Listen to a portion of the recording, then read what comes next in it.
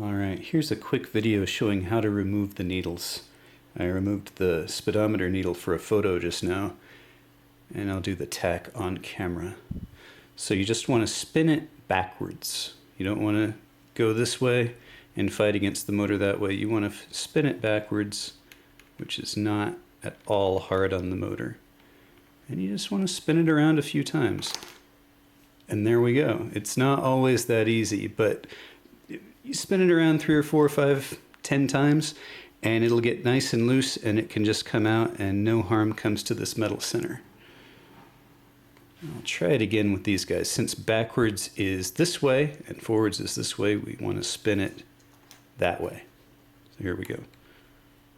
And it's really close there, but you can scoot it past, and it comes right off. And there we are. All the needles removed.